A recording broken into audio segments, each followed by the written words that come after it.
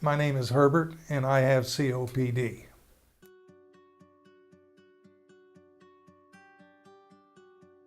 I had my first treatment at the Lung Institute in Tampa, Florida in November of 2014. At 15%, I was at a point where I couldn't do hardly anything. I couldn't run the sweeper, I couldn't do any chores. I just simply ran out of air. And at that point, I've been very, very active all my life. I did a lot of the chores, I had to do a lot of work out in the yard, and not being able to do that just put me, quite honestly, in a state of depression.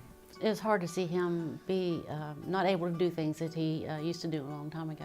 Some of the minor things is taking a shower. He would have to leave the shower door open to get air. We had to get him a chair because he couldn't stand for the longest period of time. And it was very difficult for him to do anything, and personally to get dressed and stuff like that as well. At 15%, you don't do a whole lot. So we knew, actually my daughters and I really thought he wouldn't be with us much longer. So we built this sunroom on that's all glass that can overlook a pool and a spa to make him feel like he's outside, but protected environmentally inside, with air conditioning and heating. And then we learned about the Lung Institute from his brother in Florida, in Tampa, Florida. A big full-page ad was in the paper, and he told us about that. And as soon as we heard about that, we went as fast as we could to get information.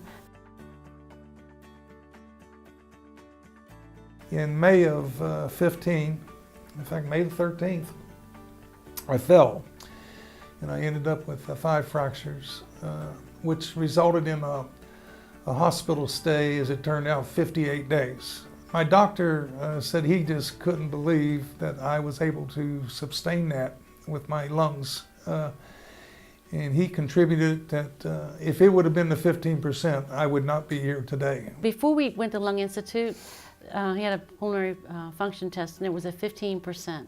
He couldn't do anything. Not much of anything. And after the Lung Institute, within 2 months, we had a pulmonary test again, went up to 31%. That's how, and it was quick within 2 months. I mean, that's quick. He's had really good success with this. And then after the hospital episode we went through, it did go down a little bit. It went down to 28%, I believe. And we didn't want to take a chance. We wanted to keep it going. So that's when we went to Tennessee for the booster.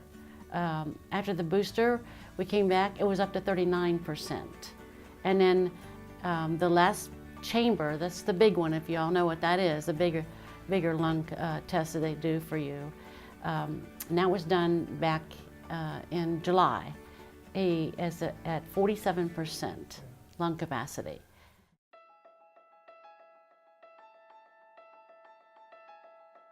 It just does wonders for you. It does, to be able to do these things. And now, unfortunately, I can help unload the dishwasher, run the sweeper.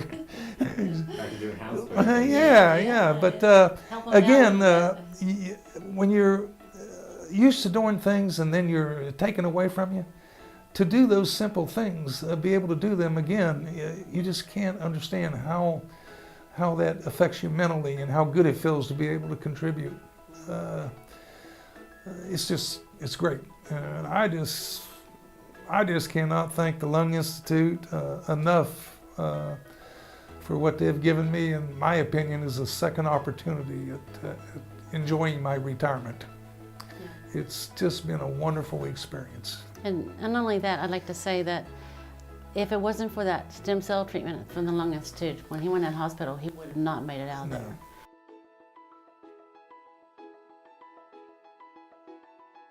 I contribute my family a big part of my success. I really do. The encouragement, being there and taking care of me.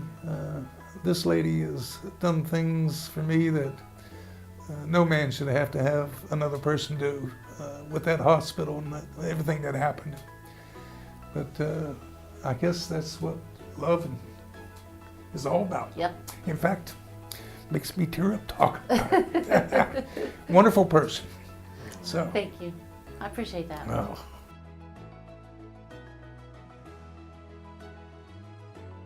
The only thing I could tell these folks is that think of the quality of life that you're experiencing, and then think of having that improve tenfold. All I can say, go Lung Institute. Go Lung Institute. Yeah. In Morgantown, West Virginia, where we're from, we say go Mountaineers. We say go Lung Institute. Yeah.